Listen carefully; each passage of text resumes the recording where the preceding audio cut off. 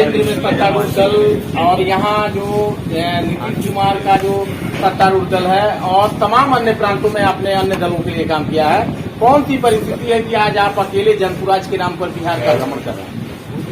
देखिए, मैं जो काम पहले करता था उसके विषय में मैंने पहले पब्लिकली बताया है कि 2021 में मैंने तय किया कि अब काम वो आगे जीवन में नहीं करना है, और उसके बाद एक साल मैंने जीवन में आगे क्या करना है इसके विषय में सोचने समझने के बाद, सब कुछ जांचने परखने के बाद ये तय किया है कि बिहार में वापस आना है और बिहार में एक नई राजनीतिक व्यवस्था बनाने के लिए प्रयास करना है। आपने पूछा कि ऐसा क्यों है? ऐसा इसलिए है कि बिहार में आज जो स्थिति है, जो बदहाली है, बिहार देश का सबसे गरीब और पिछड़ा राज्य है। बिहार में सबसे ज्यादा देश के अशिक्षित लोग रहते हैं, देश में सबसे ज्यादा बेरोजगारी बिहार में है, देश में सबसे ज्यादा भुखमरी बिहार में है, गरीबी रेखा से नीचे रहने वाले सबसे ज्यादा लोग बिहार में रहते हैं। 13 करोड़ की आबादी में 8 करोड़ लोग ऐसे हैं जो दिन का 100 रुपया नहीं कमाते। ये तब है जब नीतीश कुमार जी की सरकार है, एनडीए की सरकार है, वो दावा करते हैं कि उन्होंने आर्थिक विकास किया है, उनके राज में, उनके शासन में विकास हुआ है। मैं सामने से कह रहा हूं कि अगर उनके दावों को मान भी ले कि विकास हुआ है, तो भी जो आज परिस्थिति है वो यही बताती है कि बिहार में कुछ नया और बेहतर होना चाहिए। अब नया और बेहतर करने की दिशा में जो मेरी सोच है कि नया और बेहतर तभी हो सकता है जब बिहार में के समाज के लोगों में जो सही लोग हैं वो मिलकर एक साथ प्रयास करें।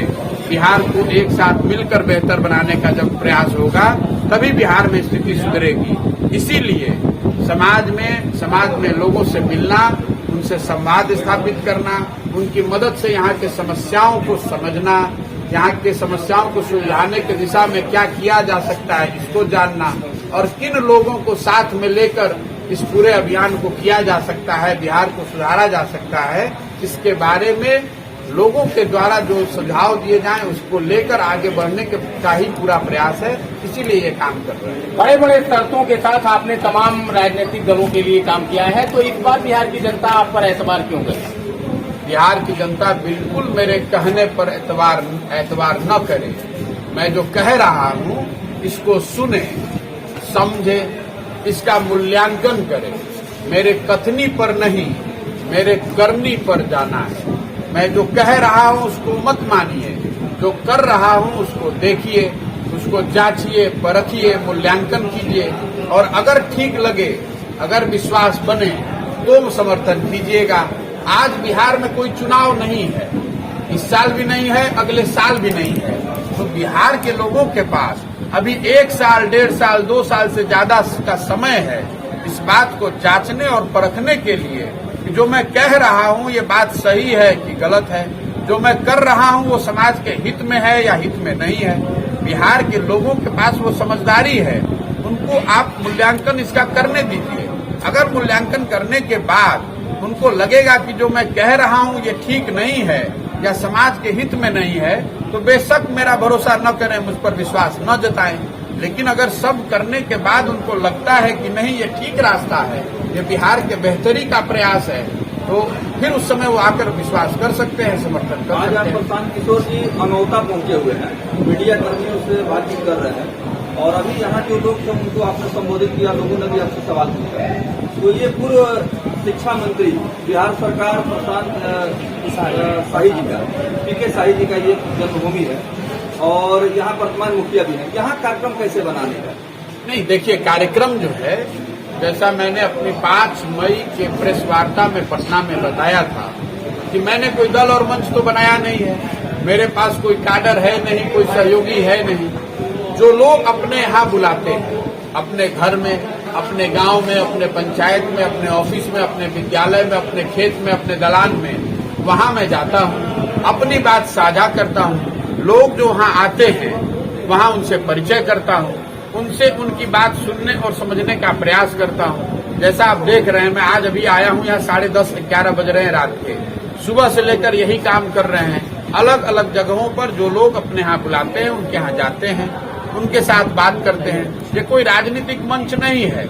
आप देखेंगे जो यहाँ लोग बैठे हुए थे, इसमें हर दल के लोग होंगे, बहुत ऐसे भी लोग होंगे जो किसी भी दल में नहीं है। लोग आ रहे हैं, सुनना चाहते हैं, मैं उनसे बात करता हूं, वो अपनी बात बताते हैं। और ये जो प्रयास है, ये आने वाले कई महीनों तक सुबह से शाम तक दिन रात ये प्रयास चलता रहेगा।